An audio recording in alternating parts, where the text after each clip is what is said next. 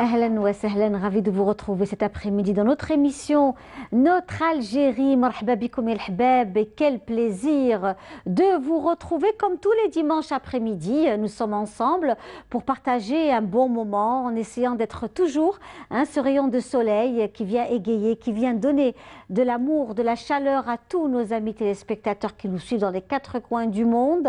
Et nous savons que là où vous êtes, notamment en Europe et en Amérique, il fait très très froid en ce moment. On vous souhaite encore une fois la bienvenue parmi nous dans l'émission.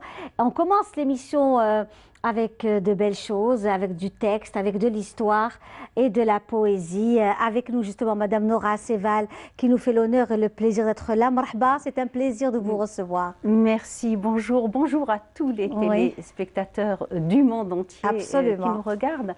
Merci de m'avoir invité, d'avoir invité à travers moi le conte populaire de la région de Tiaret et plus exactement de Tousnina Sougar Melekou. Voilà. Alors justement, Nora Seval, vous vivez entre la France et l'Algérie, mais vous êtes souvent ici et vous avez l'intention de rester un bon bout de temps. On est très contents, comme ça on va profiter de votre présence parmi nous. Le conte populaire, et en ce moment, vous le savez, Tamanrasset vit des moments, vibre au rythme de Yinneir, cette fête populaire que nous aimons tant, cette fête agricole. C'est l'une des uniques fêtes agricoles qui a aussi un lien avec l'histoire, bien entendu. Cette fête, comme vous le savez, c'est la nuit du 11 au 12, c'est un réveillon. Il y a beaucoup de symboliques qui tournent autour de Neyr, des traditions, des coutumes, d'une histoire ancestrale, millénaire. On est très fiers de cette fête et on est surtout fiers que cette journée soit fériée et que nous puissions aussi jouir de l'histoire de notre cher pays et de l'histoire de l'Algérie tout entière. À cette occasion, Tamanrasset cette année va abriter toutes les festivités de Neyr. Vous savez que ça va se faire à travers tout le territoire national, bien entendu. Toutes les wilayas d'Algérie, les communes, les petits villages vont fêter Neyr. Les écoles également, et c'est merveilleux de voir nos petits avec les petites filles avec les robes kabyles, avec des robes chewi, avec différentes sortes de robes algériennes, avec 13, nous avons déjà 13 sur le plateau, et on remercie la ferme pédagogique. On va avoir donc la responsable de la ferme pédagogique qui sera parmi nous dans quelques instants. Donc toutes ces bonnes choses sont de bon augure pour nous tous, n'est-ce pas? Moi j'ai toujours connu Neyr chez moi, à Tousnina, à Sougar, à Tiaret. Absolument. En fait, Neyr, on fait le cherchem et il y a beaucoup de légendes qui tournent autour de Neyr. Fête. Absolument. Alors justement, nous savons qu'il est très très pris depuis Tamanrasset. Nous avons avec nous M. Hachmi Assad qui est aussi un grand ami que nous saluons, à qui on souhaite Esgesem Gez. Il est président du Haut Commissariat à la Mésirité. C'est une joie de l'avoir depuis Tamanrasset. On le remercie parce que nous savons qu'il va y avoir un grand événement, une grande parade qui va se dérouler dans quelques instants à Tamanrasset. Monsieur Hachmi Assad, bonjour. Bonjour à vous, Linda Kamdrari. Bonjour aux auditeurs de la chaîne 3. De Canal Algérie, on est en direct de Canal Algérie, monsieur Hachmi Assad. C'est une grande famille, le monde de l'audiovisuel. Nous faisons tous une seule famille. Marhaba bik, monsieur Hachmi Assad. Est-ce Gessem Gez? Oui. Donc nous sommes maintenant, donc le coup d'envoi, c'était donc à la Maison de la Culture avec une présence de qualité d'invités de toutes les régions d'Algérie, très variée. Mais dans une heure, c'est le coup d'envoi aussi d'une grande parade au cœur de la ville. Nous avons fait donc l'événement avec bien sûr l'implication de beaucoup donc l'institution militaire. Parade, donc avec une présence de la garde républicaine, d'associations,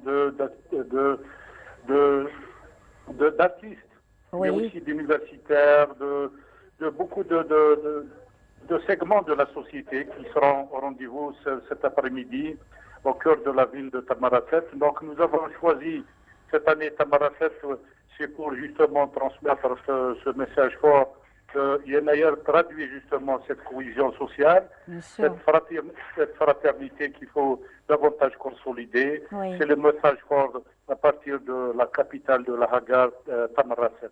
Alors, j'imagine que Taman Rasset est en fait une superbe ambiance. C'est aussi une belle période hein, pour Taman Rasset en janvier. Il fait très bon et il y a des touristes. Aujourd'hui, avec Neir, c'est un superbe beau moyen de pouvoir aussi mettre en avant notre patrimoine immatériel. Le Hachmi Assad, monsieur le Hachmi Assad. Nous sommes sur justement des dossiers de classe. J'ai accompli un long chemin depuis, depuis l'éclatement de cette activité sur les places publiques depuis 1999 jusqu'à la révision de la loi portant nomenclature des fêtes légales, reconnaissance du 12 janvier, journée chômée payée. Hein. Mais plus que ça, l'accord de Son Excellence le Président de la République, Abdelmajid Tebboune, qui consolide un peu le principe de mettre un prix annuel de la langue et de la littérature amazigh. Donc le mercredi prochain, ici à Taman Rasset, c'est la deuxième édition du prix du président de la République de la langue et de la culture amazigh. Nous travaillons bien sûr avec beaucoup de partenaires, donc l'université. Cette année, c'est la sortie d'une première promotion langue et culture amazigh. Très bien. C'est parfait. Sil Hachmi Assad, merci d'avoir été parmi nous depuis Taman Rasset. Esgues, nous sommes en 2972. Que de bonnes choses à vous tous, mes amis. Et fêtons ensemble cette fête de l'amour, de la paix et du partage. Encore une fois, merci d'avoir été parmi nous depuis Taman Rasset, où se déroulent justement les festivités officielles. Mais il faut savoir à travers tout le territoire national, Neir est fêté, à l'Opéra d'Alger par exemple, vous avez l'établissement agriculture, je ne parle que de la Wilaya d'Alger, vous avez Tipaza, vous avez Oran, Constantine, Batna, la Rouat, toutes les régions de Tiaret, toutes les belles régions d'Algérie, toutes, Sétif, Bouadj Bouariri et tant d'autres. Hein. Nous fêtons ensemble Neir et puis l'école aussi est au rendez-vous parce qu'il faut savoir aussi que à chaque belle occasion, les enfants aussi sont sensibilisés et ça c'est vraiment magnifique. Moi, je trouve ça formidable. Parce que c'est une fête qu'on fêtait avant à la maison. C'était pas tout le monde qui fêtait Ras el-Am. Certains l'appelaient Ras el-Am, d'autres l'appelaient la Djouza, certains l'appelaient 13 aussi, n'est-ce pas? Et là, aujourd'hui, c'est une fête, je garde ce souvenir. Moi-même, quand j'étais jeune, il y avait très peu de personnes qui fêtaient Neir Ras el-Am. On l'appelait Ras el-Am Tal Arab, comme on le disait ça comme ça. C'était pour faire le distinguo entre le Nouvel An et aussi notre fête à nous, et qui est une fête magnifique, magique. Bien évidemment, mais vous savez, il ne faut pas croire, toutes les familles fêtaient Neir. Moi, j'ai toujours connu, depuis mon enfance, dans toutes les familles, on fêtait Neir. Je ne sais pas comment tu appelles le... 13. 13. Nous, on l'appelle le Mkhallat. Le Mkhallat, et certains l'appellent Mkarkash. Oui, alors le Mkhallat, c'est le mélange de dates. Et puis, on faisait des veillées très longues avec Shirchem. Et tout ça, c'est les produits agricoles. Vous savez, on fait cuire ce soir-là les pois chiches, les fèves, le blé, ensemble, ce sont les produits de l'année. Et il y a beaucoup d'autres rituels qui sont méconnus et que j'ai collectés et publiés dans mon livre Contes et traditions d'Algérie il y a quelques années, où mon oncle m'avait raconté tout le rituel. Par exemple, il allait examiner une brebis. Et en examinant cette brebis, il pouvait savoir si l'année allait être bonne ou pas. Donc il y a beaucoup de choses à dire et beaucoup de recherches et de collectage à faire autour de ces traditions magnifiques que nous aimons millénaires. Millénaires. Alors vous êtes parmi nous, le conte vous parle. On s'est connus il y a 12 ans ou 13 ans de cela, et c'était autour de Jézia. Oui, on avait beaucoup... ah oui, j'avais raconté la Jézia hilalienne, Jézia el-Hilalia ou Dhieb el-Hilali. C'est une légende, le livre est prêt, il sera publié cette année, Inch'Allah. Et puis, Jézia, c'est mon héroïne. C'est 22 ans de travail. J'ai commencé à collecter, à traduire, à assembler la légende de Jézia et Dhieb, le couple amoureux, le couple légendaire. Et en même temps, c'est une tragédie. Et j'ai terminé seulement en 2022. Donc, c'est 22 ans de travail. de collectage, de voyages, de rencontres merveilleuses avec les gens. Vous êtes parmi nous, Nora Asseval, on profite de votre présence. Vous avez ramené des petits objets qui vous tiennent à cœur. Il y a vos contes, bien sûr, vos contes, et la sortie du dernier conte, les contes soufis. Oui, contes soufis. Au fait, j'aime beaucoup ce livre. J'aime beaucoup ce livre qui est paru donc en 2021. Peux l'avoir, s'il vous plaît ? Bien sûr. Merci. Et parce que ce sont des petits contes qui parlent de notre tradition, qui parlent de notre culture musulmane, avec toute cette dimension universelle, autour de l'hospitalité, autour de l'amitié, aussi le respect des animaux. Hein. On trouve tous ces thèmes propres à notre culture musulmane. Bien. Oui, ça c'est vraiment pour vous essentiel. Hein. J'ai apporté un autre avec livre. D'autres livres. Oui, parce que celui-ci c'est ma fierté. On a traduit mes contes en arabe. Hikayat Jebel Amour. Oui, donc ce sont des contes aux éditions Cédia. Oui. Et j'espère qu'on en traduira d'autres. Parce que je n'ai pas la chance d'écrire l'arabe. Comme on dit, celui qui n'écrit pas l'arabe, agoun. Alors je suis agouna. Et heureusement qu'il y a d'autres gens qui peuvent traduire. C'est magnifique. Celui-ci vient de Tiaret. Je l'ai pris. C'est un livre de collectionneur, pour les collectionneurs. Ma mère m'a... Alors c'est ma mère m'a tué, mon père m'a mangé, ma sœur m'a sauvé. C'est un conte. C'est un conte que j'ai collecté auprès de l'Elia de Tiaret, qui se reconnaîtra si elle regarde l'émission, et je la remercie. Et c'est une version d'un conte de Grimm. Mais vraiment, c'est dans le conte de Grimm, il y a une numérotation pour reconnaître les contes, mais on l'appelle le conte du Génévrier. Et croyez-moi, même s'il paraît cruel avec ce titre, il est beaucoup moins cruel que le conte du Génévrier. D'accord. Et le dernier, c'est le prince Tisserand. C'est hommage à la femme, parce qu'il a obtenu un prix, le prix Saint-Exupéry, j'en suis très fière. Ce sont des miniatures persanes, donc il y a des dessins avec des miniatures persanes, et j'aime beaucoup ce livre parce que la femme est mise en avant. Et si le roi n'est pas mort, c'est parce que sa femme lui a conseillé d'apprendre un métier avec ses mains. Voilà, et sa femme, c'était la fille d'un berger pourtant. Toujours les bergers, les moutons. Vous voyez, c'est l'univers de ma naissance à Tousnina. Alors votre univers à Tousnina, Tiaret, bien sûr, les hauts plateaux de l'Ouest algérien que nous aimons tant. Hein. On va voir des images, des photos que vous avez aussi proposées pour notre émission. Vous êtes venu avec un coussin très ancien, avec des couleurs naturelles, à base de laine. Le mouton est présent dans la région. Oui, le mouton, le blé.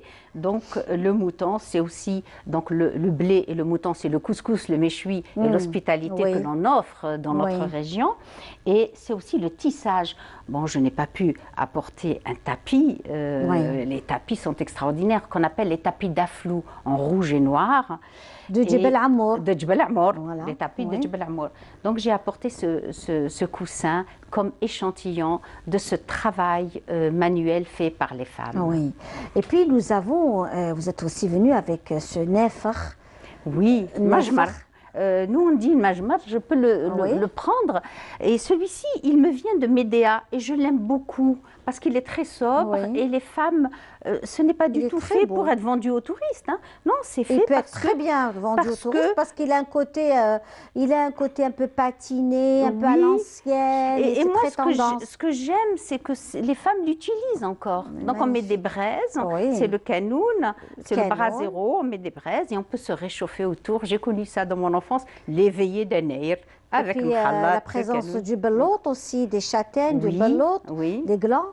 Donc tout ça, c'est aussi, ça fait partie aussi de notre patrimoine. Le bijou. Ah, ça, celui-ci m'a été prêté par... Je peux le montrer? Allez-y. Oui, parce que franchement, il faut bien le voir. En dehors de la médaille, vous voyez toutes ces perles. Toutes ces perles sont faites à la main. C'est-à-dire, elles sont faites avec de la pâte, une pâte fabriquée à partir de... Laissez-le, voilà, gardez-le comme ça, très bien. Une pâte fabriquée à partir de clous de girofle, de cannelle et de muscles. Oui, et il y a toute une technique. Et moi, les femmes nomades que j'ai rencontrées sous la tente, et c'est un parfum permanent. Pendant des années, la femme reste parfumée. La femme nomade le portait. C'était les femmes nomades et il est encore fabriqué chez Lela. Chez Lela, chez nous, c'est l'endroit où on fabrique Srab. Oui. Et là, je remercie, c'est une Algéroise, c'est Aïda qui me l'a prêté parce que je ne l'avais pas sous la main, le mien, qui m'a été offert par une nomade et qui est toujours parfumé après 20 ans. Magnifique. On va voir des photos justement de votre région, de votre vie, parce que vous êtes une grande amoureuse de votre village, comme beaucoup d'Algériens. Alors, nous sommes où là ?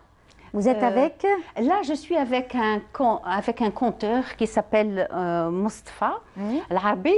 Il est en train de me raconter l'histoire de Dhieb el-Hilali. Oui. C'est un connaisseur de cette légende de Dhieb el-Hilali. Il est à Melekou. Je le salue, je ne sais pas s'il regardera l'émission. Il faudra lui dire, bien sûr. Et il faut savoir que notre émission également est sur YouTube. Vous pouvez la récupérer après et la voir et la revoir autant que vous voudrez. Donc on passe à d'autres photos également. Proposée par Madame Nora Seval, qui nous fait le plaisir et l'honneur d'être parmi nous aujourd'hui dans notre émission Notre Algérie. Alors là, écoutez, c'est en 2018, c'était l'Ouada de Sidi Khaled à Tousnina. Sidi Khaled, c'est le saint donc de notre tribu, de ma tribu maternelle. Hein, et tous les ans, les gens de la tribu font ce qu'on appelle une ouada, le couscous, la fantasia, les conteurs. Voilà. Oui, et ça c'est un cavalier, de fantasia. Donc le cheval est bien sûr. Le cheval, région de Tiaret. Et des connaisseurs dans ce domaine, bien évidemment. Hein. Le cheval, il y a l'amour du cheval. Oui, avec toujours les photos proposées par Madame Nora Seval cet après-midi dans notre émission Notre Algérie. On découvre aussi son environnement, sa passion. Là, avec une dame que vous êtes en train de... Alors là, c'est mon travail de collectage. Depuis donc plus de 20 ans, je sauvegarde le patrimoine oral. Donc tous les contes que je publie, je les ai collectés auprès d'anciennes. Et là, il s'agit de l'Hajja Khaira. Et cette femme a une histoire elle-même extraordinaire qu'il faudrait écrire.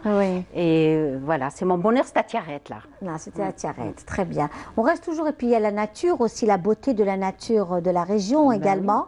Les paysages. On va voir des photos des paysages de la nature de la région de Tousnina, n'est-ce pas, qui est une région magnifique. Alors, quand on est loin d'Alger, de l'Algérie, il y a cette envie très forte de revenir sur sa terre. Voilà, Sidi Khaled, c'est la Gouba, donc du saint patron de ma tribu, Sidi Khaled. Voilà. Très bien. Donc, et vous disiez que ça... C'est à Taourazout, pas loin de Frenda. Et c'est un village. Et à Taourazout, juste à côté, il y a les grottes d'Ibn Khaldoun, là où il a écrit sa Muqaddima, les prolégomènes. Il les a écrits là, juste à côté, à 100 mètres. Magnifique, magnifique. Et pas loin des Djedars aussi. Et pas loin des Djedars, bien sûr, des tombeaux berbères des Djedars qui datent du 5e, 6e siècle. Ah là, vous êtes aussi là, on vous reconnaît, hein, Nora Seval. Regardez cette photo, c'est là où je suis née. Là-bas au fond, il y a une gouba de Sidi Tahar. Derrière moi, il y a une autre gouba, on ne la voit pas, mais il y a un troupeau de moutons. Donc je suis née dans ce paysage. Voilà. Magnifique. Mais dans une ferme que l'on ne voit pas. De cette belle Algérie avec sa diversité, sa beauté. Et on en sort une femme comme vous, merveilleuse, qui aujourd'hui préserve son patrimoine. C'est là où je collecte, c'est là où je préserve ce patrimoine que j'ai reçu depuis mon enfance auprès de ma grand-mère, auprès de ma mère. Le conte, c'est quand même de la littérature orale et on instruisait les enfants avec le conte. On instruisait les plus grands. Hein, vous savez, le conte a préservé notre culture beaucoup plus qu'on imagine. Et c'est l'oralité, et les gens se souviennent encore des contes. Et là, c'était en 2019, avec un homme des hauts plateaux, Allah yarhamou, il est mort très récemment, et je regrette beaucoup, j'ai voulu montrer sa photo, hein, c'est Bniamine Abdelkrim. Et il m'a guidée pendant la Wa'da de Sidi Khaled pour faire mes photos, pour aller filmer les Meddeh, parce qu'il y a les Meddeh. Bon, je n'ai pas donné un film des Meddeh, j'aurais peut-être dû. Il y a aussi ces conteurs hommes populaires. Voilà. Très bien, très très bien. Donc, une dernière photo peut-être encore. Hein, et toujours. Haja Zahra, cette femme, c'est une bibliothèque, comme on dit, qui a brûlé. Elle est morte il y a quelques mois. Allah yarhamha. C'est vraiment Haja Zahra. Je l'ai collectée pendant 20 ans et je n'ai pas collecté la totalité. Mais j'ai pu sauvegarder. C'est une mémoire vivante. La pauvre, elle connaissait les contes, elle connaissait les chants, elle connaissait l'histoire, elle connaissait bien sûr Siret, bien sûr les chants des prophètes. C'est une femme extraordinaire. Haja Zahra Boucherb de Zawiya de Sidi Boucherb à Tousnina. Elle est de la tribu de Sidi Khaled aussi. Et je regrette beaucoup son départ. Je ne l'ai pas revu. Et le livre que je vais publier sur Gézia ou Diab Hilali, 50% de mon collectage a été fait auprès d'elle. Allah Ibarak. Écoutez, c'est magnifique. Merci pour ce beau témoignage. Merci pour ce beau moment que nous avons passé avec vous. Merci à vous d'avoir donné la parole. Que du bonheur. Et à chaque fois que vous êtes ici à Alger, on tient à vous avoir parmi nous dans l'émission parce que c'est important. Vous nous apportez du nouveau, de la nouveauté avec de l'ancien parce que c'est du patrimoine que vous nous transmettez. C'est très important. Vous savez, Charles Perrault, il a écrit des livres scientifiques. Il a écrit... Et qu'est-ce qu'on retient de Charles Perrault? Les contes. Et je voudrais dire, n'oublions pas nos contes, c'est ça la richesse. Absolument. Merci beaucoup. SGSM Gaz, plein de bonnes choses à vous. Bonne année. Mais nos meilleurs vœux pour 2972. Que du bonheur, Inch'Allah. On va vous laisser avec Djeli Ain Tedlis. Que vous aimez beaucoup, le style Hamada, Gasba, Gallal, voilà, de l'ouest du pays, très belle région. Chal Melhoun, voilà. Exactement, Chal Melhoun. Merci Nora et à bientôt. Merci beaucoup. Au revoir à tout le monde et à bientôt. Merci de m'avoir invitée.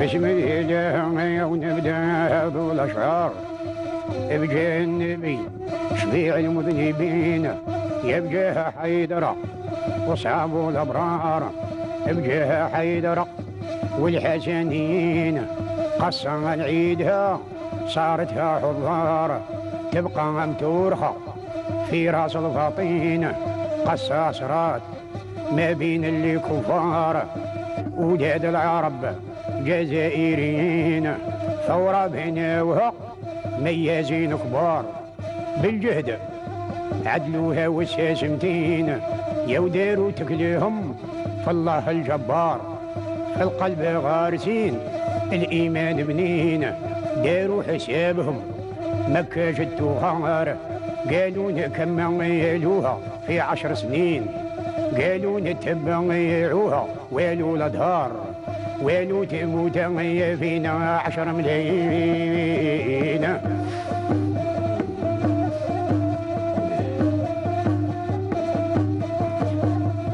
قالوا نتبعوها والو الأدهار قالوا تموت فينا 10 ملايين ناضوا نيف نعرى وعدوهم بار هذه فرنسا فشلت من اليدين وتلف رايها ما صابتنا عار عافوها جنوس اللي ميازين يودهشوا كبارها ما طاقوا للعار قالت كلموني دوقوا لفطينا دوقوا قال ما هي قمنا عندي راي بيكم يصلحها تبقوا كي قويل معنا شركة معكم تجيب الصحة زاعم ردها له معنا محال قولكم جا طايحة حسرة كنت تحكم فينا الايام تنقلب يا جايحة يا الشعب ما قبلش الهنا والجيش في الجبال مسلحة ندوا بلاد والدينا رجال والنساء تطرحة تبقى العجوزة فينا تدي وحقها ما تسمعها تدي وحقها تتهنى وتشوف ذي العلامة مصححة هذا العلام منه تروى الابصار ماتوا عليه جنود وشبينا جهه وفيها بيضة جهه تخضار في الوسط بالهلال ونجمة حمرين انا في هواهم راني شكار واتوا الشكر الابطال الصدامين يلقاو المدافع وصهد الشار فيهم كل واحد ضد الميتين اللي طايره تنزل في الاوكار تبقى مهرسه ما تجبر جنحين يمشوا في الشتاء ورعدوا الامطار الصيف والصمايم ذوعات شانين رفدوا من السلاح الرصاصه هي صفار يمرق من جاء بيض كرف الياسين طلعوا للجبل سكنوا في الوعار البعض في المدن يمشوا في دائين البعض خيط يمشي من الجار الجار باقي بلا حساب المساحبين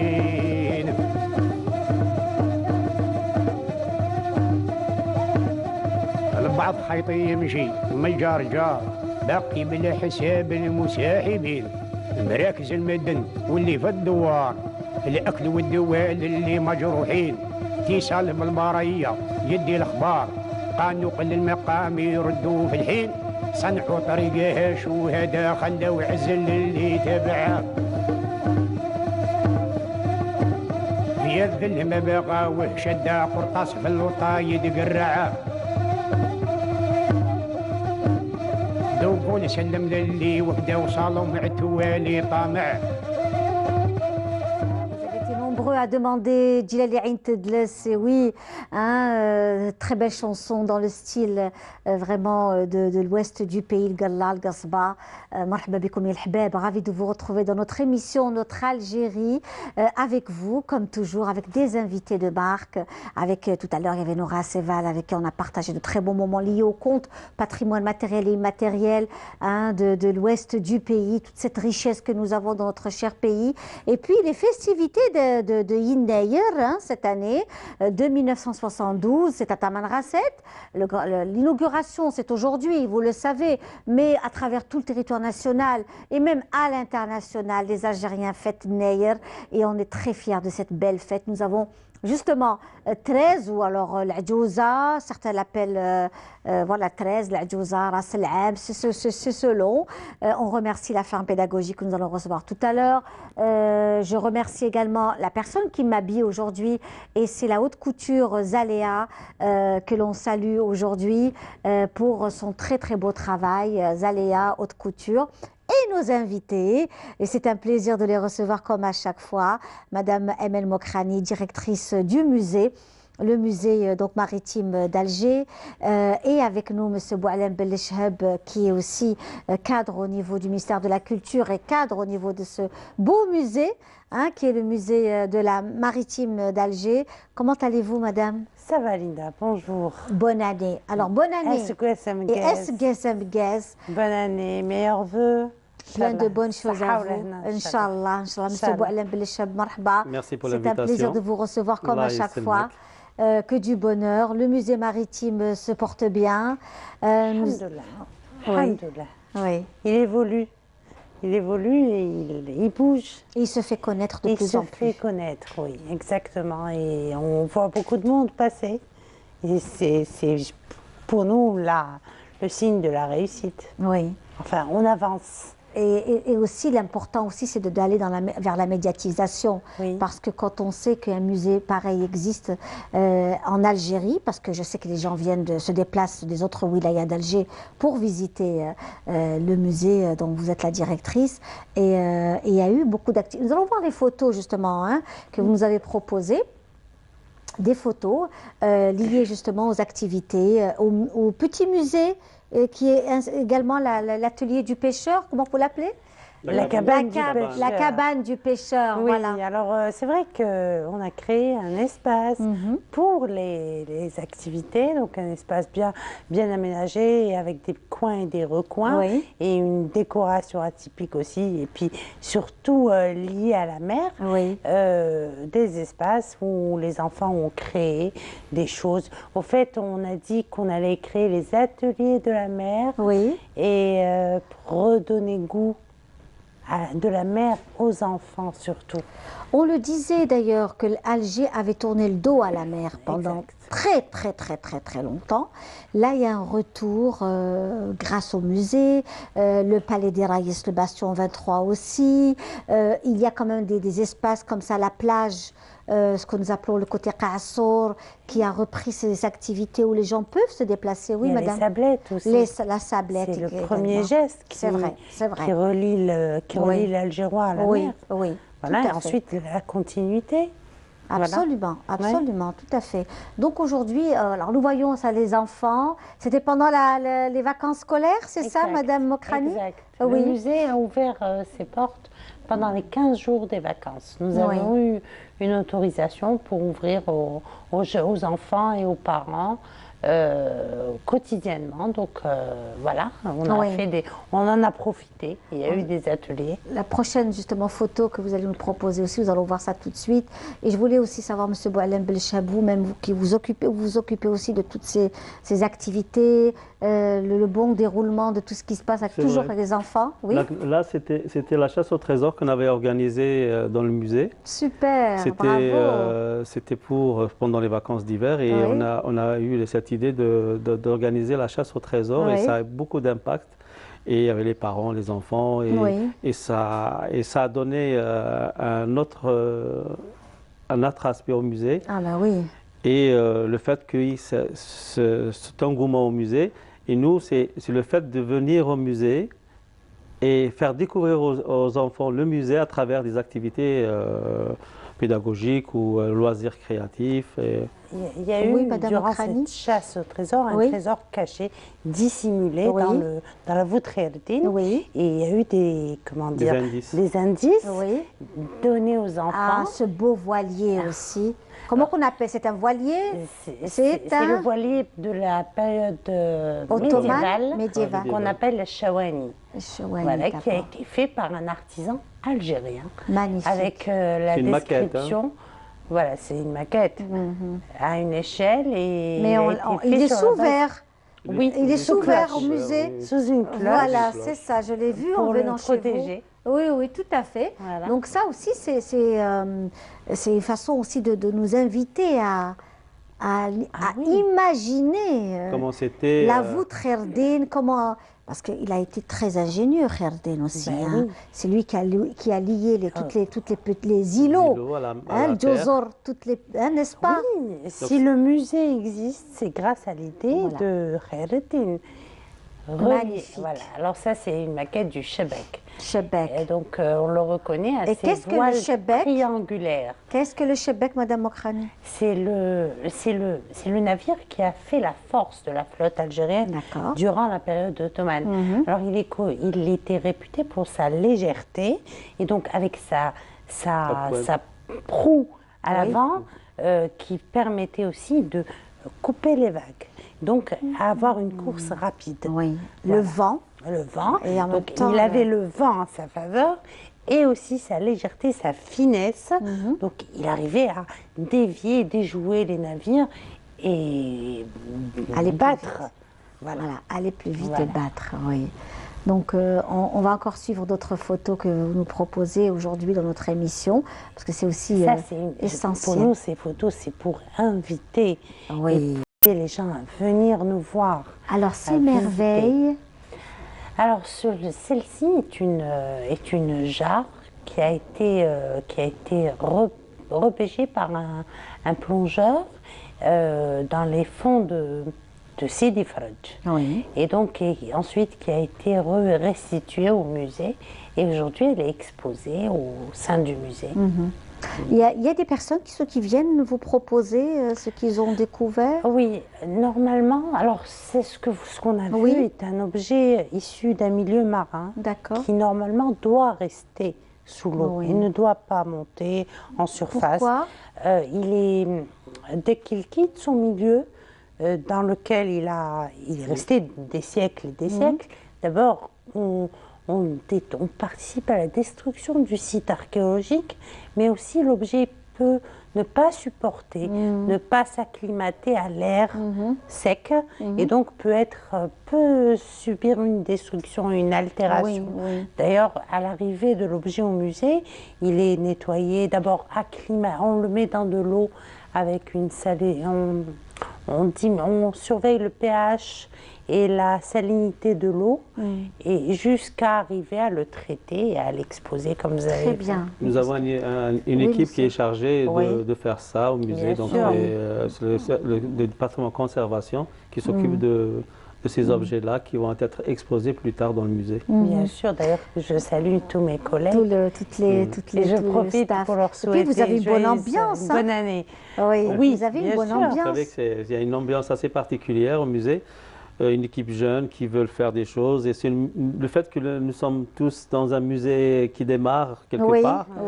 Et donc on est là pour faire pousser tout ce musée vers une meilleure présentation, un meilleur aménagement. Et chaque fois, il y a du nouveau dans ce musée. Vous savez, vous le savez, vous avez toujours été proche du musée maritime. Toujours, Le musée est jeune et son personnel aussi. Et donc nous sommes tous là, liés, à vouloir que ce musée émerge et monte à la surface et se faire connaître. Tout à fait. Monsieur Boualem Belechab, vous êtes parmi nous aujourd'hui. Nous savons que vous avez été directeur de musée, de médias. Il y a eu beaucoup d'activités qui se sont faites. Nous vous avons suivi. On a accompagné de très très beaux rendez-vous culturels. Aujourd'hui, vous êtes au musée maritime.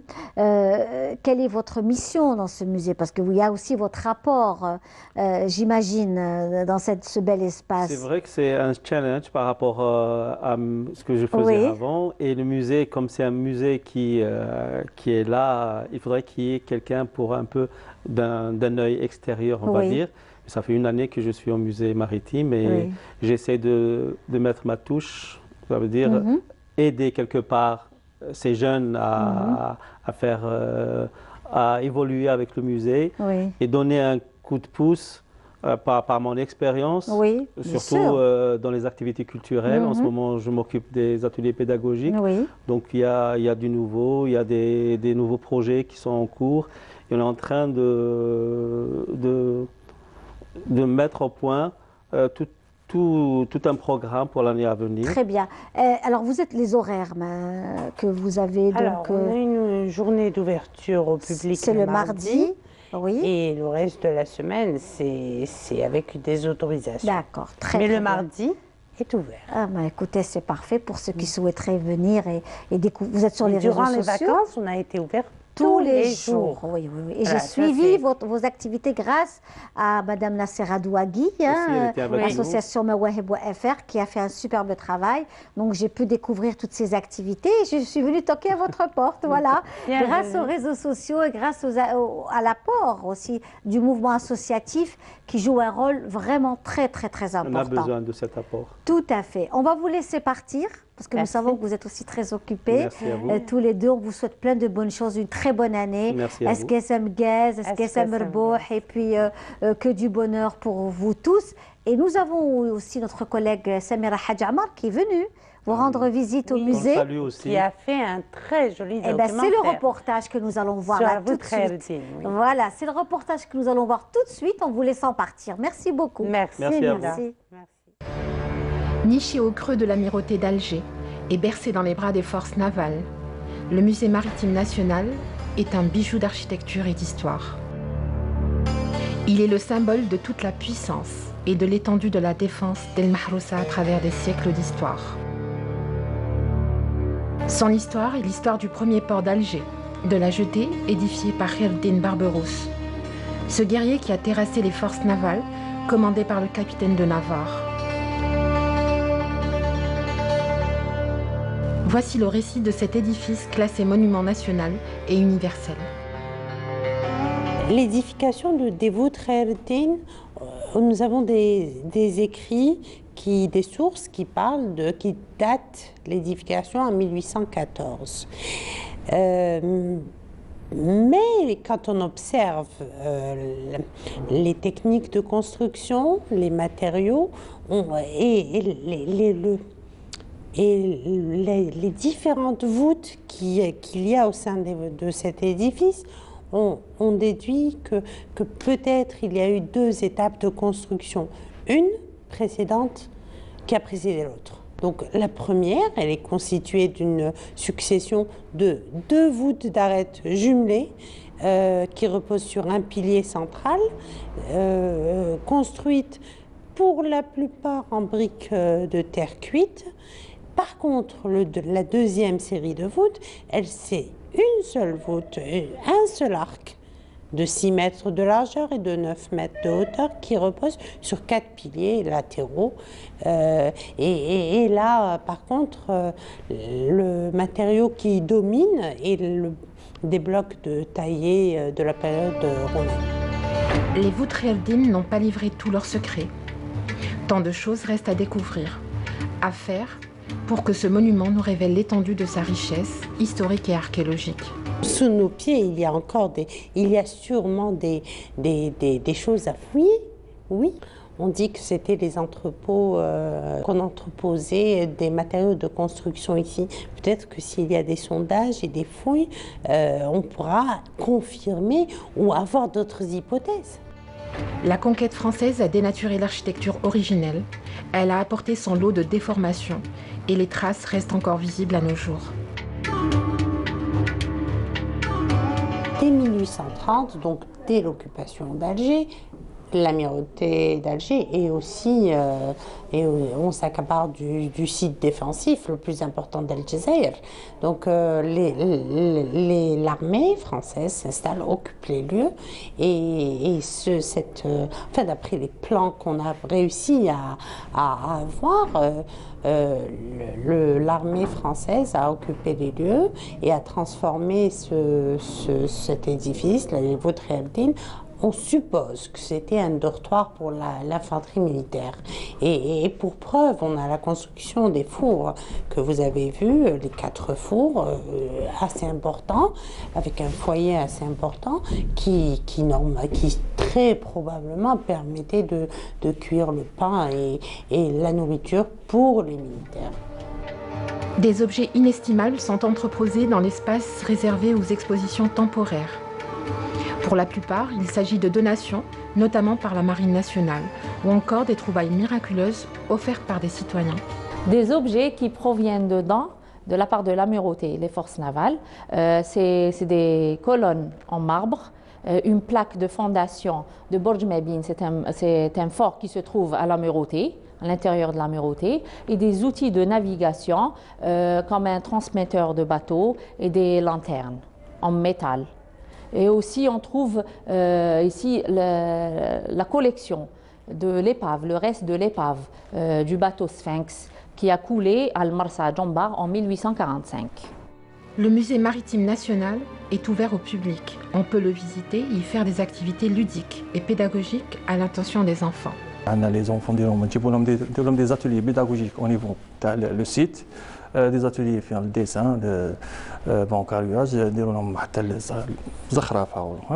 pour les visites pour qu'il y ait des procédures à faire des demandes d'écrits pour faire des autorisations d'entrée là les demandes conjointes avec les pièces d'identité les heures de la semaine كامل la durée de la semaine من الحد حتى الخميس. Voilà, c'était un beau reportage sur le musée maritime d'Alger. L'invitation est ouverte à vous tous. C'est le mardi c'est permis. Donc vous pouvez prendre vos enfants, aller en famille, entre amis. Ça vaut vraiment la peine. Et un autre rendez-vous aussi qui vaut vraiment le détour et la peine et y aller et profiter. Et surtout à l'occasion de Neyer, c'est cette fameuse ferme pédagogique qui se trouve à Zeralda. une superbe ambiance, un très beau travail, puisqu'il y a un nombre important d'artisans, d'agriculteurs, de passionnés de l'art culinaire et pas que présents. À cette occasion, nous avons le plaisir et l'honneur de recevoir la responsable, la directrice de cette ferme pédagogique. Il s'agit de Madame Karima Tegawa qui est parmi nous aujourd'hui. Merci d'être là, Madame. Merci, merci pour l'invitation. Vraiment, c'est un plaisir de vous recevoir, Karima Tegawa. Donc, vous êtes directrice de la ferme pédagogique de Zeralda. Oui. C'est un espace féerique, magnifique, où on peut faire nos courses. C'est du produit 100% algérien. Absolument. 100% made in Bledi. Ce sont des femmes et des hommes et des jeunes et des moins jeunes. Ils sont agriculteurs, ils sont chefs d'entreprise, petites et moyennes entreprises. Absolument, absolument. C'est un beau cadre que nous proposons pour tout le monde. C'est vrai qu'on a organisé à l'occasion de Hunayer le grand marché de Hunayer. Donc nous avons reçu des paysans, des artisans venus des 4 coins de pays, Tlemcen, Annaba, Tizi Ouzou, Bougie. Donc voilà, et il y a de tout, du miel, de l'huile d'olive, des figues, des légumes et fruits bio, sans additifs chimiques, c'est la condition. Du poulet fermier, des œufs, donc des bijoux, des fromages. Du pain. Voilà, j'ai été, donc je peux dire que c'est vraiment un endroit à fréquenter. Puis pour les enfants, découvrir aussi les animaux de la ferme, n'est-ce pas? Exactement. Donc en dehors des marchés, la ferme est ouverte tous les jours. Donc nous accueillons des enfants des établissements scolaires et extrascolaires. Donc on leur fait visiter la ferme, les animaux, on leur explique que c'est très important de respecter les animaux, d'être en contact avec la nature. Absolument. C'est très important pour le développement de soi-même, de leur personnalité. Et on leur propose aussi des ateliers pédagogiques qui sont dans le thème, tels que la poterie, on fait le petit tour, le jardinage, la peinture sur verre. C'est des travaux manuels, vous voyez. Donc voilà, et généralement, les enfants, quand ils viennent, 2 jours, 3 jours après, ils reviennent avec les parents. Parce qu'ils ne cessent pas de parler de cette expérience. Et les parents, ils reviennent, ils nous racontent cette belle histoire que leur enfant leur a partagé. Ils viennent découvrir ces lieux. Alors, Karima Tegawa, vous avez donc le week-end passé organisé Neyer. C'est très bien parce qu'une semaine avant, presque, il y a Neyer. Les gens ont le temps de faire leur marché, leurs courses. Le week-end avant Neyer, c'est là où on prépare, en fait, on achète tout ce qu'il faut pour préparer Neyer, puisque ce sera la nuit du mardi au mercredi. Et donc, il y a le fameux 13. Merci pour ce magnifique 13 que vous nous avez aujourd'hui proposé. Alors, il faut savoir que le 13, c'est à base de fruits secs, notamment les noix, les amandes, il y a les dattes, et puis il y a différentes sortes de friandises, de bonbons. Et puis, vous savez que il y a différentes façons de fêter Neyer, comme à Tlemcen avec le Ayred, à Bni Snous, il y a le carnaval, il y a donc dans les autres régions d'Algérie, chaque région a sa diversité, elle a sa particularité de fêter Neyer que nous aimons tant, vraiment. Il y a des rituels, on change les pierres du Kenoun, il y a beaucoup de choses qui se font dans chaque région, et ce, avec des textes, avec des dires. C'est à découvrir, absolument, c'est vrai. Donc, par exemple, nous, au niveau de la ferme, qu'est-ce qu'on a fait durant cet événement? C'est vrai qu'on a choisi le week-end pour donner l'occasion à nos clients pour venir et prendre le temps de faire le marché, de visiter les lieux, etc. Donc, on a fait le concours couscous. Donc, c'était ouvert pour tout le monde. Les gens se sont inscrits, ils sont arrivés avec leur couscous et on sait qu'on a beaucoup de... Différentes sortes de couscous. Exactement. Donc, c'est tout le monde qui a gagné, bien sûr. C'est bien ça. Voilà, c'était un partage. Donc, bien sûr, les jurys ont d'abord goûté pour sortir les 3 gagnants quand même. Et après, on a partagé avec les visiteurs tout ça, bien sûr, en gardant les gestes barrières, la distanciation physique, le gel alcoolique. On a distribué des bavettes. Donc, on a été à cheval par rapport au protocole sanitaire. Donc, mais sinon, c'était vraiment agréable, dans un beau cadre, une bonne ambiance qui plaît aux petits et aux adultes. Alors, pendant la semaine, on peut venir visiter là, oui? Absolument. Donc, nous sommes ouverts 7 jours sur 7. D'accord. Donc, les marchés, c'est durant les week-ends. C'est-à-dire vendredi, samedi? Voilà, beaucoup plus les vendredis. Les vendredis, là, toute la journée. Exactement. Mais sinon, durant les jours de semaine, tout le monde est le bienvenu.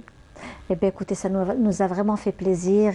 On garde le lien avec vous, avec les personnes qui exposent chez vous, avec ce que vous pouvez faire et on sera toujours là pour soutenir le 100% algérien, le 100% Made in Bledi. Il est important aujourd'hui de revenir faire notre production nationale, encourager toute cette belle jeunesse et des personnes beaucoup plus âgées aussi qui sont dans le monde de l'agriculture, de la création, différentes sortes de produits, bien-être aussi. Est également le prêt-à-porter aussi. Tout est présent, la vannerie, les couffins, tout ce qu'on la laiterie, tout, absolument. Les produits cosmétiques naturels. Donc de tout. Tout est bon chez vous. Et il y a une ambiance bon enfant. Et ça aussi, il faut le dire, il faut le signaler. Merci Karima Tegawa d'avoir été parmi nous. Merci.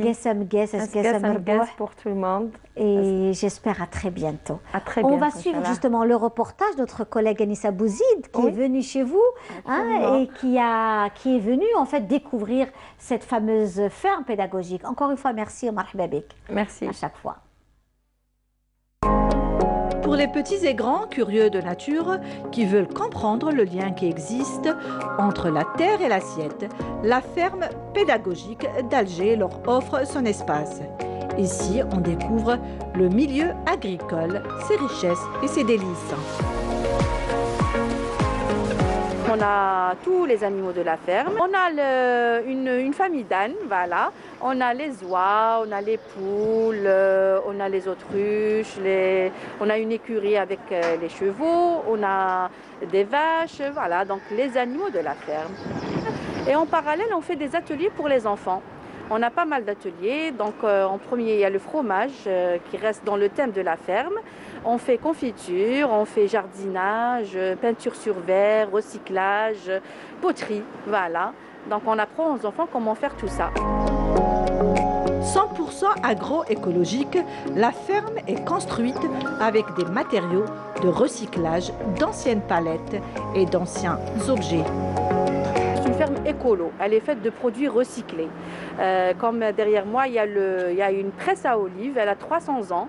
Donc on montre aux enfants, bon les grands connaissent ça, mais les enfants ne connaissent pas comment est fabriquée l'huile d'olive. Donc on leur montre ça, c'est une presse qui est venue de Bdjeya, voilà, et elle a 300 ans. Voilà, on a par exemple le pavé, c'est une ancienne briqueterie, voilà, il a 100 ans. Tous les chalets, enfin l'écurie, c'est des palettes. C'est des bouts de bois qu'on a récupérés, recyclés. Voilà. On a la grange aussi. C'est une grange qui a 130 ans. Voilà. On l'a acheté à une enchère. Voilà, à Jidden.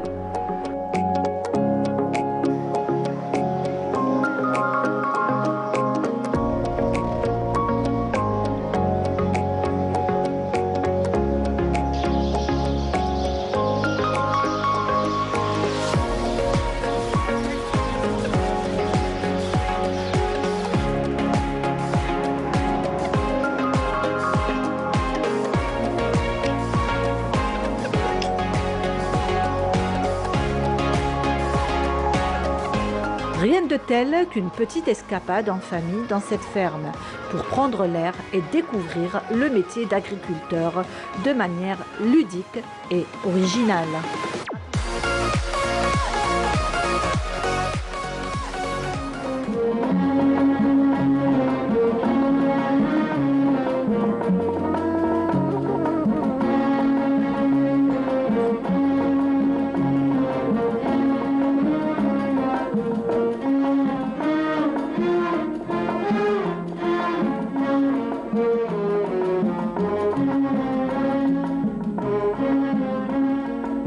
أشبقالي كتروه والي أشبقالي كتروه والي ما جاش في بالي يغضب لي غزالي أغزالي قلبي ما هداني يا خياني قلبي ما هداني يا خياني وعلاش عاداني وعلاش صد وخلاني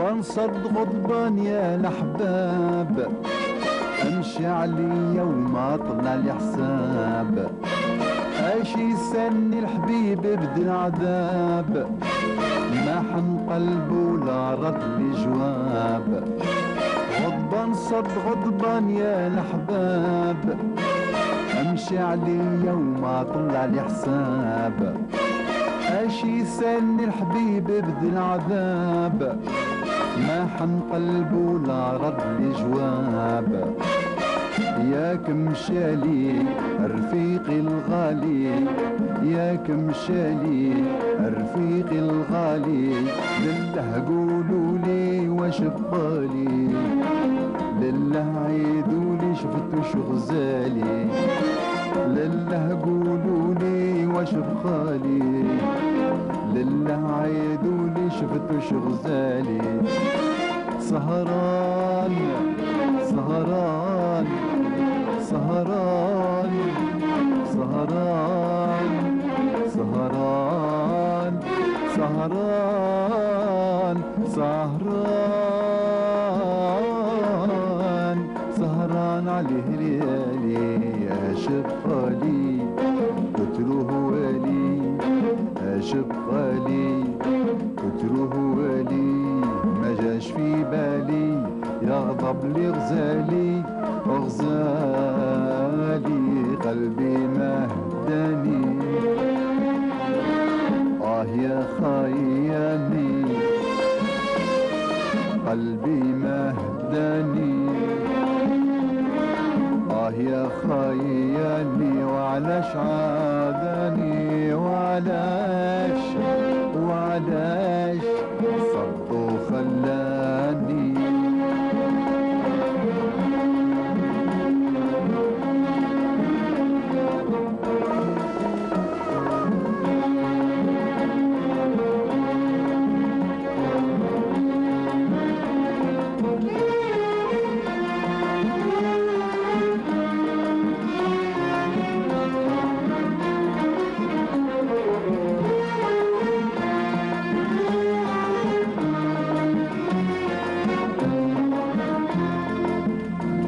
حسدوني فيك واش يسالوني وكنت رفيقي ونور عيوني الله يهديك ما تكونش دوني عشرة بلا بك واش يصبرني حسدوني فيك واش يسالوني وكنت رفيقي ونور عيوني الله يهديك ما تكونش دوني عشرة بلا بك واش يصبرني يا دلالي ماذا جرالي يا دلالي ماذا جرالي لله قولولي واش بقالي لله عيدولي شفتو شغزالي لله قولولي واش بقالي لله عيدولي شفتو شغزالي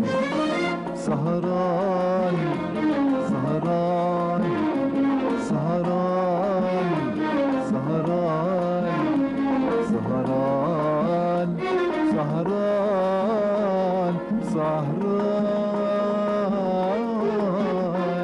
سهران عليه voilà une très belle chanson de regrettais Blaoui El Houari que l'on vous offre dans notre émission, notre Algérie. Que de belles choses hein, cet après-midi ensemble, en ce dimanche, avec des personnes qui défilent avec que de belles choses, que du beau. Venant de notre cher pays, l'Algérie, hein, ici au 21 boulevard des Martyrs, au siège de la télévision algérienne, Canal Algérie. Avec nous justement, et c'est un plaisir de la recevoir, Madame Essia Belhoussine. Bonjour Madame. Bonjour Linda, merci pour l'invitation. Un plaisir de vous voir. Écoutez, c'est un plaisir partagé de vous avoir parmi nous, Essia Belhoussine. Alors, vous êtes parmi nous aujourd'hui parce que vous êtes actuellement, vous exposez à la Galerie Ezouar de Bab Zouar. Un hommage à un travail, à de la peinture sur galets. Oui. On adore ça. Vraiment, moi j'adore, je trouve ça magnifique. C'est l'objet. Et c'est très beau, voilà, peindre sur des galets. Déjà, c'est cette ambiance de la mer, cette évasion. Tout à fait. Et puis, vous êtes aussi passionné par le bijou baroque. Oui. Hein, donc, vous-même, vous êtes donc une dame, vous avez toujours travaillé dans l'administration. Absolument. C'est pas toujours gai hein, d'être dans une ambiance derrière un bureau, hein, faire ses 8 heures. Oui, quelquefois plus. Quelquefois plus. Voilà, vous avez été donc DRH. J'ai été d'abord avocate, pénaliste pendant 3 ans à peu près. Oui. Voilà, un métier que j'ai exercé avec beaucoup de passion. Oui. Et j'ai la particularité d'aimer le contact humain. Oui. Donc j'ai versé dans la gestion de la ressource humaine auprès de 5 différentes entreprises où j'ai géré l'humain pendant à peu près 22 ans. Waouh. Voilà. Mais en parallèle, je continuais d'animer ma passion, qui est la peinture, l'écriture. Je suis une amoureuse de l'art. Oui. Je n'ai jamais laissé tomber. Depuis mes 15 ans, je fais des tableaux à base de feuillage séché, que je garde jusqu'à maintenant d'ailleurs. Des tableaux que je faisais avec mon père, mes parents étant aussi des amoureux de l'art. Oui. Voilà. Oui.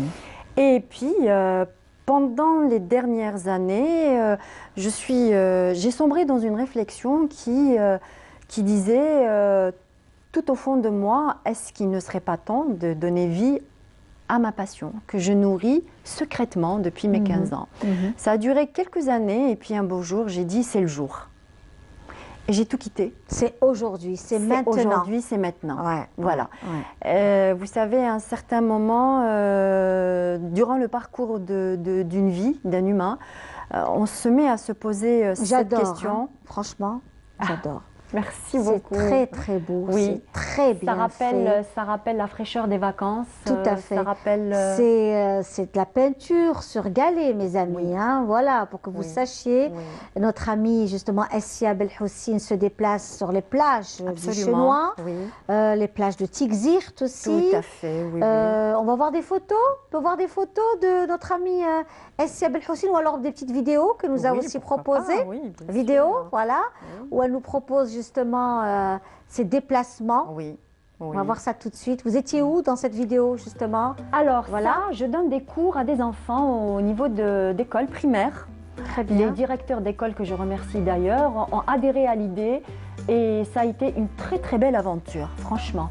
Les enfants d'ailleurs souvent me disent, on va en balade avec papa et maman, mais on n'a jamais l'occasion de ramener un galet pour le peindre. Alors vous étiez en train de dire que c'est un travail que vous faites avec les enfants. Écoles et des écoles qui vous ont sollicité pour...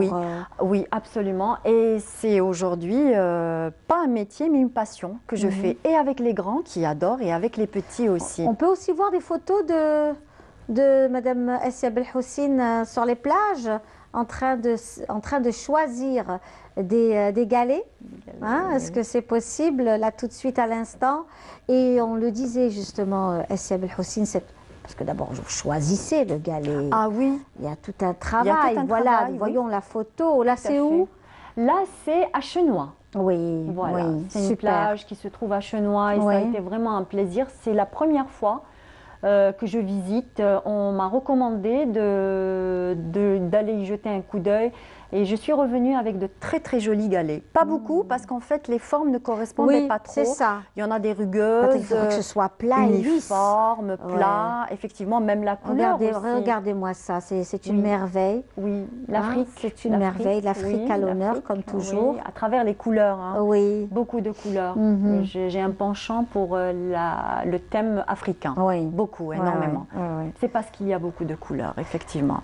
Et puis j'aime beaucoup le jeu entre cette diversité de couleurs.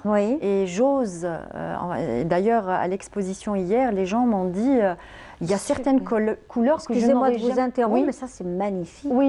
Oui, ça, vous savez, ça c'est un thème qui rappelle aux fleurs d'antan, les anciennes fleurs. Ça rend très nostalgique. Et d'ailleurs, aujourd'hui, mes créations rendent très nostalgique le public que j'ai reçu hier. Et pour moi, ça a été un plaisir de voir des femmes qui me disent la théière me rappelle ma mère, la neige me rappelle les vacances avec mon grand-père, tout jeune, il y a 50 ans de cela. Donc, c'est un peu tout ça qui fait que le galet... Ah, celle-ci, c'est avec... on va prendre celle-là, ici. L'Afrique, toujours à l'honneur. Et puis ça, c'est la neige. Ça nous fait rappeler nos fameuses cartes postales. Absolument. Où on se souhaitait, on présentait nos vœux. Les anciennes cartes qu'on n'en fait plus, d'ailleurs. Dommage. Oui, c'est dommage. C'est dommage, vraiment. C'est vraiment C'est des couleurs qui sont très paisibles. Et c'est le principe, en fait, du galet encadré. J'adore. Magnifique. Ravie, alors. Oui, tout à fait. C'est un beau bleu azur, exactement. Avec tout ce beau travail fait par vous. D'ailleurs, chacun des cadres a un titre et celui-là, il a le titre de la paix. La paix. La paix. Oui, la paix. Magnifique. Merci. Vraiment. Merci beaucoup. Bravo. Ravie que ça plaise. Voilà, donc d'autres photos peut-être pour voir aussi comment notre amie Essia Belhoussine travaille. Et il y a aussi cette passion du bijou. Voilà, nous voyons toujours sur des plages. Sélection nos belles plages. Nous avons de très belles plages. Très, très belles plages. Que je n'ai pas eu l'occasion encore de visiter en entier parce qu'il y a eu le Covid. Ça nous a freiné, ça a freiné d'ailleurs le monde entier. Et ça fait longtemps que vous êtes sur les galets ou c'est récent? Ça fait 3 ans. D'accord, juste avant le... juste avant le Covid. Voilà, et puis bon... Très bien. Là, on va passer aux bijoux. Les bijoux... Alors, c'est toujours dans les couleurs. C'est toujours dans les couleurs et c'est toujours dans le... Nous voyons voilà. C'est du johar. J'ai un penchant pour le johar. J'aime beaucoup ça. Et en fait, la particularité, par exemple, de ce collier, c'est qu'il a été coloré. Et on a ce johar qui est un petit peu, on va dire, modernisé un petit peu, sans pour autant perdre de sa capacité à rester dans le traditionnel. Donc je travaille beaucoup sur ça, à maintenir un petit peu l'authenticité du matériau. Voilà. Très bien. Donc nous avons aussi ce joli sautoir. Alors ça, c'est un collier fait à base de pierres semi-précieuses. C'est de la venturine. Et une autre particularité de mes créations, c'est que je travaille avec du semi-précieux et des pierres totalement banales pour pouvoir permettre aux gens qui ne peuvent pas se permettre que du semi-précieux en matière de prix, de pouvoir avoir accessibilité à l'achat du collier. Voilà. Je reste dans ces perles, ce sautoir classique. Je reste toujours dans le classique. En fait, c'est des colliers qui sont dédiés à une catégorie féminine bien précise, assez particulière. Voilà. Et ça, c'est formidable. Alors, pour ceux qui souhaiteraient, pour les amoureux des galets, de la peinture sur galets, vous avez rendez-vous avec notre amie Essia Belhoussine, Madame Boulahbel aussi qui est dans le bijou, on la salue également, mais Essia Belhoussine qui est parmi nous aujourd'hui, qui fait un superbe travail bijou. Et également, celui-ci est très beau également. C'est de la cristalline et de la pierre de lune aussi. Magnifique. Et ce sont des perles qui ont été rassemblées avec des nœuds satinés. Donc je travaille beaucoup avec le velours, je travaille beaucoup avec le satin. Ce sont des tissus qui sont très nobles à mes yeux et j'aime beaucoup travailler avec ça. Et ça donne de jolies choses. Voilà. Donc, Essia Belhoussine, pour ceux qui souhaiteraient la rencontrer, vous êtes pratiquement tous les jours ou en après-midi? Ça dépend. Ah, mais je suis de 2 à 3 fois par semaine. Je me présente à la galerie, surtout pour rencontrer les gens et échanger avec eux. Parce que vous savez, à travers l'échange, on fait mûrir un petit peu les modèles, les idées, etc. Essia Belhoussine, bien sûr, à la galerie Zouar de Bab Zouar. Jusqu'à quand? Il nous reste 19 jours devant nous, Inch'Allah.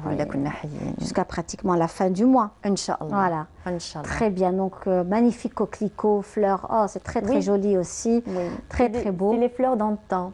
Je suis très nostalgique. Je suis très, très nostalgique. Et, des fleurs champêtres, de ce qu'on avait dans nos... les glaïeuls, les pensées aussi, le pissenlit.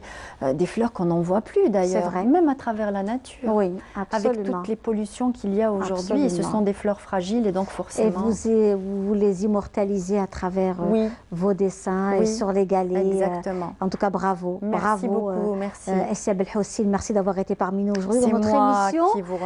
Notre Algérie, PS Gessem Gaz, plein de bonnes choses, beaucoup de joie, de bonheur, de la paix aussi, une bonne santé, une très très bonne santé. Je le disais, n'oubliez pas aussi d'aller vous faire vacciner en cette période difficile. Soyez prudents. Prudent et prudent. En tout cas, merci beaucoup. C'est moi qui vous remercie, Linda. On va vous laisser partir avec une chanson de Boualem Chaker, toujours dans une ambiance de fête et de joie. Et à bientôt. Inch'Allah. À très bientôt, Essia Belhoussine. Merci beaucoup. Merci.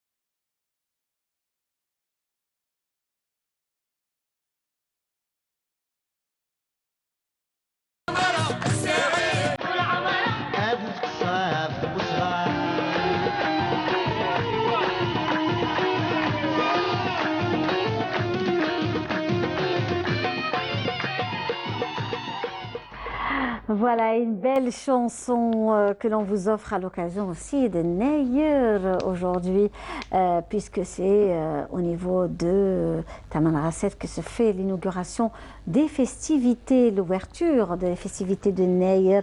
Vous avez déjà l'Opéra d'Alger qui ouvrira ses portes donc très prochainement avec un très beau marché de Nayr, une belle exposition d'artistes et d'artisans qui seront à l'Opéra d'Alger. Nous avons parmi nous justement Nejla. Bonjour Nejla. Bonjour. Comment ça va? Ça va, merci à vous. Merci d'être parmi nous aujourd'hui. Merci à vous. C'est un plaisir, un bonheur de vous recevoir. Partagé, merci. Alors Nejla, vous êtes artisane, passionnée du bijou. Oui. Vous exposez au niveau, vous allez être donc à l'Opéra d'Alger à partir du 11 au 15 janvier. Du 11 au 15 janvier, oui. Au niveau de l'Opéra d'Alger, où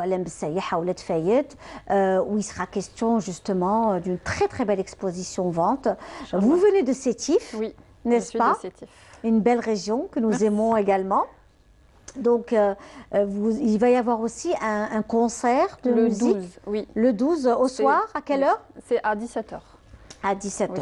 Et qu'est-ce qu'on va découvrir dans ce concert? Alors, c'est la symphonie Amazigh. Il va y avoir l'orchestre symphonique de l'Opéra d'Alger, oui, avec la participation de plusieurs artistes. Très bien, très intéressant. Très bien. Il faut savoir aussi qu'il y a la galerie d'art qui est dirigée par Emel Mihoub, qui elle, donc, il y a aussi des artistes qui exposent dans cette belle galerie qui appartient à la galerie Le Pan. Et puis nous avons toute cette belle exposition vente, donc du 11 jusqu'au 15. Oui. N'est-ce pas? Oui. Qu'est-ce qu'on va découvrir alors, Nejla? Alors, il va y avoir beaucoup d'artisanat. Oui. Du bien-être, des bijoux, du prêt-à-porter, des pièces uniques. Oui. Plein de choses. Alors vous-même, Nejla, vous êtes donc dans la bijouterie, dans le bijou en argent. Vous avez déjà vous-même, vous portez de très belles boucles d'oreilles. Et puis après, nous avons aussi tout ce qui est fin. C'est très fin, votre travail est très fin. C'est fin et particulier. Oui. C'est pas le goût de tout le monde. Oui. Mais ça plaît. Oui. Ça change. Et vous vous êtes lancée dans ça comment? Vous êtes retrouvée dans ce monde du bijou? Alors moi je suis géologue de formation. Oui. Après quelques années de chômage, j'ai toujours eu un goût très spécifique pour les bijoux. C'est moi qui faisais les designs pour le Zahaba et tout. Oui. Et après je me suis dit pourquoi ne pas me lancer. J'ai commencé à faire quelques petits trucs en suivant des tutos. Oui. J'ai fait des formations. J'ai continué à apprendre à la maison et je me suis lancée. Alors ce sont des toutes petites boucles d'oreilles aussi. Hein? Oui. C'est fin, c'est discret. Très joli. Oui. Vraiment. Oui. Avec des pierres de Johar. Des pierres de Johar. Naturelles. C'est très fin, c'est discret. Hop. C'est vraiment très beau. Je ne sais pas si notre caméra woman, qui est très efficace, Sherifa, elle va nous prendre ça. C'est très joli. Vraiment. Vous voyez? Il y a du martelet, comme vous voyez, c'est en dégradé. Oui. Tout à fait. Donc, il y a de toutes très jolies choses, de toute beauté. C'est votre première exposition? C'est la 4e. La 4e? Mais la première à l'Opéra d'Alger. À l'Opéra d'Alger. Oui. Vous aviez exposé où? La première exposition, c'était avec Exhibim. Oui. La deuxième, c'était à l'hôtel Lamaraz. Oui. La troisième, c'était à l'hôtel Sofitel pour le marché de Noël. Oui. C'était tout le mois de décembre. Oui. Et là, c'est la 4e. Donc, c'est vraiment des petites choses. Nous allons voir aussi les bagues. Hein, et puis les petits sautoirs tout petits, tout fins. C'est très fin, c'est très beau. C'est discret. C'est discret.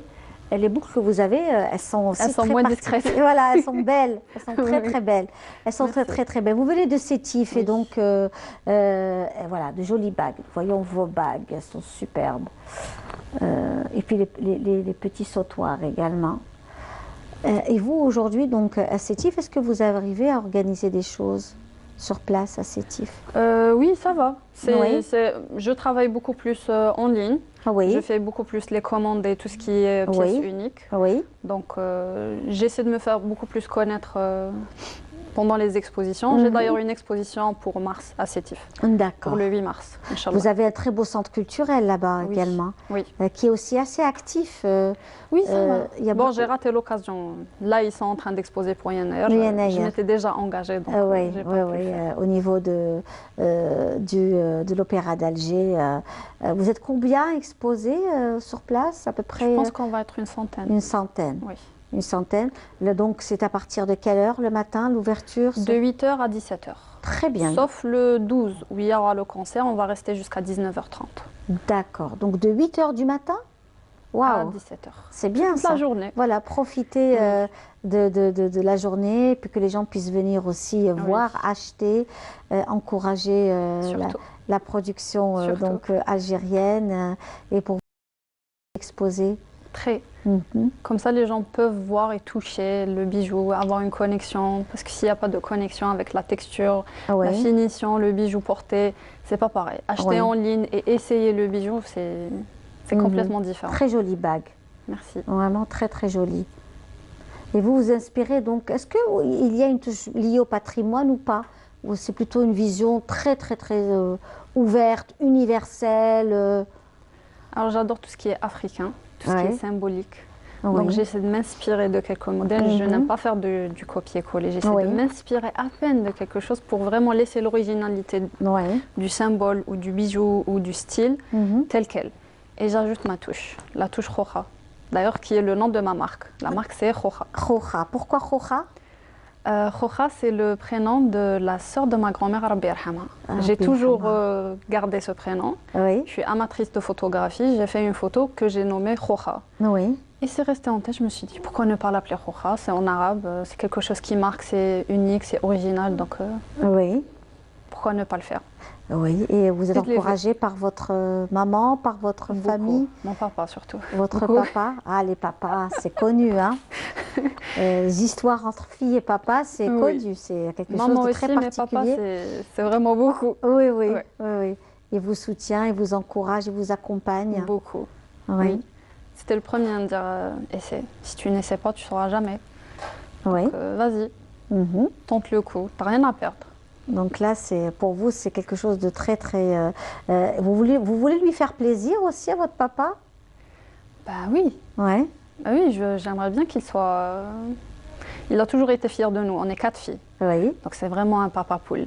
Il a toujours été fier, mais le fait de voir comment il est super heureux et impressionné de voir un bijou qui m'a pris, je sais pas, 3 à 4 heures. Moi, je le considère comme étant quelque chose de banal. Mais quand tu vois, c'est beau. C'est génial. Moi, j'adore. Oui, mais ça vous encourage, ça vous donne. Et on salue toutes les belles choses faites. Je salue également la créatrice, aussi la styliste, modéliste, créatrice de mode, donc la haute couture Zaléa, qui m'habille ce soir avec cette très jolie robe, qui est en même temps une robe traditionnelle revisitée. Zaléa Haute Couture, que l'on salue cet après-midi dans notre émission Notre Algérie. Vous savez que dans cette émission, nous encourageons toutes les belles initiatives et le beau travail fait par nos artistes, nos créatrices de mode, et notamment cet après-midi, c'est Zaléa Haute Couture qui m'habille avec cette très très très jolie robe.